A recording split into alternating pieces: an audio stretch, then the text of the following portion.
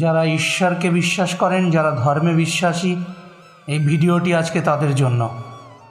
আমরা সাধু সন্তদের, মহাপুরুষ মনীষীদের তাদের প্রবচনে বারবার একটি কথা বলতে শুনি যে ঈশ্বর এক এবং অদ্বিতীয়।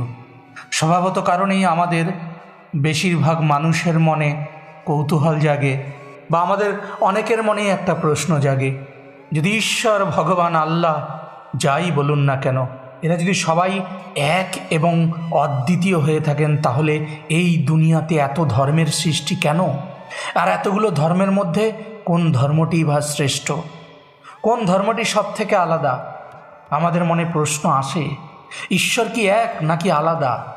না, আজকে আমি নয়, এই বিষয়ে আমাদের ভারতবর্ষের প্রাণপুরুষ, ভারত মাতার সেই বীর সন্তান, বীর সন্ন্যাসী স্বামী বিবেকানন্দের দৃষ্টিভঙ্গি দিয়ে এর সঠিক ব্যাখ্যা আজকে আপনাদের সামনে তুলে ধরছি বন্ধুরা। আর এই প্রশ্নগুলোর একদম সঠিক উত্তর পাওয়া যায় স্বামী বিবেকানন্দের ভারত ভ্রমণকালে রাজস্থানের একটি ঘটনা থেকে। চলুন বন্ধুরা, আজকের এই ভিডিওতে জেনে নিই সেই ঘটনাটা কি, আর সেই ঘটনাটি থেকে আমরা ধর্ম সম্পর্কে একটি সম্পূর্ণ ব্যাখ্যা গ্রহণ করি। প্রথমে বলি, ভিডিওটি সম্পূর্ণ দেখবেন, স্কিপ করে চলে যাবেন না, কারণ শেষে এমন কিছু কথা আছে যেটা না শুনলে আপনার সম্পূর্ণতা লাভ করবে না। চলুন, একবার ভারত ভ্রমণের সময় স্বামী বিবেকানন্দের সঙ্গে রাজস্থানের মুন্সি ফৈজ আলীর নামে এক মুসলমান ব্যক্তির পরিচয় ঘটে। আলাপ পরিচয়ের পর মুন্সি আলী স্বামীজির কাছে বেশ কিছু প্রশ্ন রাখেন। প্রথমে তিনি স্বামীজিকে জিজ্ঞাসা করেন, আচ্ছা স্বামীজি, ছোটবেলা থেকে আমাকে শেখানো হয়েছে যে আল্লাহ এক এবং একমাত্র, এবং তিনিই একমাত্র এই বিশ্ব সংসার সৃষ্টি করেছেন, তাহলে তিনি কেন আলাদা আলাদা ধর্ম বানিয়েছেন? আর আমরা যদি এক হয়ে থাকি, তাহলে এতগুলো ধর্ম বানানোর কি প্রয়োজন ছিল? আর এত ধর্মের মধ্যে সবথেকে শ্রেষ্ঠ কোন ধর্মটি? কেউ হিন্দু, কেউ মুসলিম, কেউ খ্রিস্টান, কেউ বৌদ্ধ, কেউ জৈন। যদি গোটা দুনিয়া উনি বানিয়ে থাকেন, তাহলে উনি সমগ্র মানব জাতিকে একই বানালেন না কেন? পৃথক পৃথক জাতের মানুষ কেন বানালেন? মুন্সি আলী আরও জিজ্ঞাসা করলেন, একটি ধর্মে গরুর মাংস খাওয়া সঠিক, আবার অন্য একটি ধর্মে গরুকে পুজো করা হয়, কিন্তু কোনো একটি ধর্মে শুয়োর এবং গরুর দুটো মাংসই খাওয়ার অনুমতি দেওয়া আছে, কিন্তু কোনো একটি ধর্মে আবার শুয়োরের মাংস খাওয়ার অনুমতি নেই। স্বামীজি অধীর আগ্রহে এতক্ষণ এই কথাগুলি শুনে একটু মুচকি হাসলেন, তারপরে এক এক করে উত্তর দিতে শুরু করলেন। তিনি বললেন, প্রথমেই আমরা জেনে নিই এই দুনিয়াতে এত প্রকার মানুষ, এত প্রকার জীব। ঈশ্বর কেন এত আলাদা আলাদা মানুষ বানিয়েছেন? কেন এত আলাদা আলাদা জীব সৃষ্টি করেছেন? ভাবুন, যদি রোজ আমাদেরকে একই রকমের খাবার খেতে দেওয়া হতো, তাহলে কি খাবারের প্রতি আমাদের এই একই রকম উৎসাহ থাকতো? মনে করুন, যদি কোনো শিল্পীকে একই ছবি বারবার আঁকতে দেওয়া হয়, তাহলে শিল্পী কি সন্তুষ্টি পাবেন?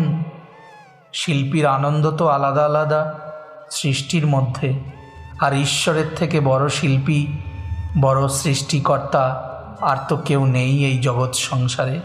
তাই তিনি আলাদা আলাদা জীবন বানিয়ে সন্তুষ্টি পেয়েছেন, আর এজন্যই ঈশ্বর বা ভগবান বা আল্লাহ তিনি এত প্রকারের জীবজন্তু, মানুষ বানিয়েছেন। কিন্তু ভগবান কখনো আলাদা আলাদা ধর্ম তৈরি করেননি। আলাদা আলাদা ধর্ম বানিয়েছে মানুষরা তাদের নিজেদের স্বার্থে, নিজেদের সুবিধা অনুযায়ী, নিজের দেশের আবহাওয়া, জলবায়ুর সঙ্গে সামঞ্জস্য রেখে তারা নিজের নিজের ধর্মের নিয়ম বানিয়েছে। স্বামীজি মুন্সিকে জিজ্ঞাসা করলেন, তোমাদের আল্লাহ কি এমন কোনো নির্দেশ দিয়েছেন যে তুমি কি খাবে, কি পরবে? মুন্সি আলী বললেন, না স্বামীজি, আমি এগুলো মানুষের মুখে শুনেছি। স্বামীজি এবার ব্যাখ্যা করে বললেন, মানুষ নিজেদের ধর্মের নিয়ম নিজেদের জলবায়ুর সঙ্গে সামঞ্জস্য রেখে তৈরি করেছেন। যারা সমুদ্রের ধারে থাকতো, তারা ফসল ফলাতে পারতো না, সেজন্য তারা সমুদ্রের মাছের ওপরে বেশি নির্ভরশীল হয়ে পড়ত। আবার যারা উর্বর জমির ওপরে থাকতো, তারা খুব সহজেই ভালো ফসল ফলাতে পারত, আর তারা পশুপালনও করতে পারত। খুব ভালো করে জমিতে তারা চাষাবাদ করত, সেই মাটিকে তারা মা বলে মনে করত। গরুর দুধ দিয়ে তারা নিজেদের সন্তানদের পেট ভরাতো, তাই গরুকে তারা গোমাতা বলে মনে করত, কারণ এই সমস্ত কিছুই তাদেরকে পালন পোষণ করত। আবার ভাবুন, সেই জায়গাটি যেখানে শুধু মরুভূমি, সেখানে তো কিছু চাষ করা যেত না, চারিদিকে শুধু বালি আর বালি, সেই জন্য সেখানকার লোকেরা বেশিরভাগ পশু শিকার করে খেত। হিন্দু ধর্মে এমনটা আছে যে মন্দিরে যাওয়ার আগে স্নান করে শুদ্ধ হয়ে যেতে হয়। একইভাবে মুসলিম ধর্মে 1 লোটা জল দিয়ে হাত মুখ ধুয়ে নামাজ পড়া যেতে পারে। এর পেছনেও কিন্তু একটা মুখ্য কারণ ছিল, আরব দেশে এতটা জল কোথায় যে 5 ওয়াক্ত নামাজ পড়ার আগে সবাই স্নান করতে পারবে। আবার ভারতবর্ষের মতো দেশে হিন্দু ধর্মে মন্দিরের যাওয়ার আগে স্নান করে যাওয়ার নিয়ম হওয়ার কারণ, এখানে ঝর্ণা আছে, এখানে নদী আছে, পুকুর আছে, খাল আছে, বিল আছে, এক কথায় এখানে জলের কোনো অভাব নেই। স্বামীজি আরও বললেন, মানুষকে আলাদা করে দেওয়ার জন্য ঈশ্বর ধর্ম বানাননি, মানুষই ধর্মের নিয়ম নীতি এইভাবেই তৈরি করেছে যাতে মানুষ আলাদা আলাদা হয়ে যায়। স্বামীজি আর একটু উদাহরণ দিয়ে বোঝানোর চেষ্টা করলেন, বললেন, মনে করুন মানুষ যখন মারা যায় তখন তার মরদেহ দাহ করা হয় অথবা তাকে কবর দেওয়া হয়। আর এই নিয়মটারও কিন্তু একটা মুখ্য কারণ আছে। আরব দেশে গাছের সংখ্যা অনেক কম ছিল, চারিদিকে শুধু বালি আর বালি, তাই সেখানে মৃত্যুর পরে কবর দেওয়ার প্রথা চালু হয়। আবার ভারতবর্ষের মতো দেশে যেখানে গাছের সংখ্যা প্রচুর, সেখানে অগ্নি সংস্কার প্রথা তৈরি হয়ে যায় খুব সহজেই। এবারে মুন্সি আলী স্বামীজিকে আরেকটা প্রশ্ন জিজ্ঞাসা করলেন। তিনি বললেন, যদি একজন হিন্দু ধর্মের মানুষকে আগুনে জ্বালানোর বদলে মাটিতে কবর দেওয়া হয়, তাহলে কি তার ঈশ্বর তার ওপরে অসন্তুষ্ট হবেন? তার কি কোনো পাপ হবে? স্বামীজি এবার হাসতে হাসতে বললেন, আমরা সবাই পরমাত্মার সন্তান, সুতরাং তাকে ভেবে ভয় পাওয়ার কোনো আবশ্যিকতা নেই। বরং আমার মতে প্রত্যেকটি ধর্মের গন্তব্যস্থল একই।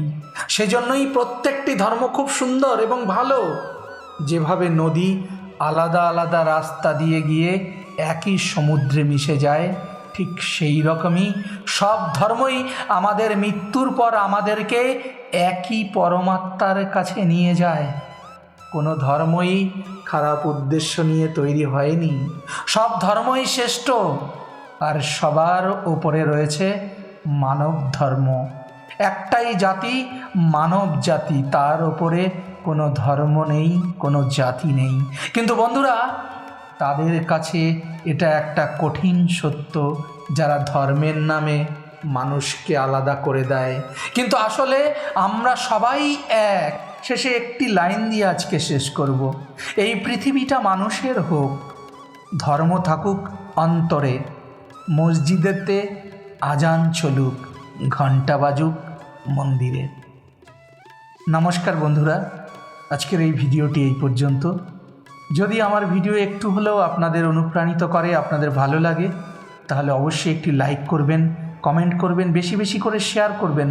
সাবস্ক্রাইব করে না থাকলে অবশ্যই চ্যানেলটি সাবস্ক্রাইব করবেন, পাশে থাকা বেল আইকনে প্রেস করে নোটিফিকেশন অন করে রাখবেন, যাতে এমন নতুন নতুন ভিডিও সবার প্রথমে আপনি দেখতে পান। আজকে এখানেই বিদায় নিচ্ছি, দেখা হচ্ছে পরবর্তী এমন কোনো ভিডিওতে। ততক্ষণ পর্যন্ত সবাই ভালো থাকবেন, সুস্থ থাকবেন, অবশ্যই ভালো রাখবেন। জয় হিন্দ।